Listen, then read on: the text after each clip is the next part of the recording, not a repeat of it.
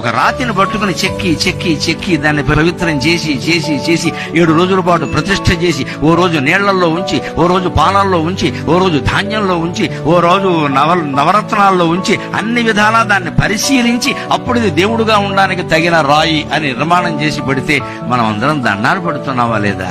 రాయి దేవుడయింది, మనిషి ఎందుకు దేవుడు కాడండి? అర్థం లేని మాట, అర్థం లేదు. 6 అడుగుల రూపమే విశ్వానికే కేంద్రమై, 6 దినముల కష్టమే నీ కొరకు దూతలే భక్తులై.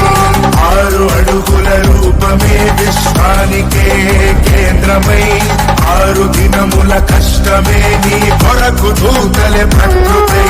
సృష్టి కార్యము తెలుపగా మనుషులందరూ ఎరుగగా, నరుని చేతిలో దేవుడే ముద్ర వేశాడు. తండ్రి మనసును ఎరుగగా జనమును జన్మించగా,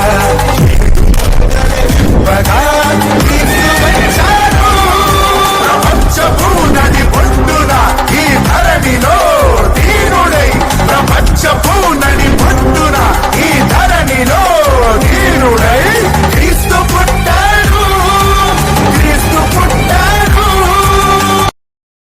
Download ShareChat.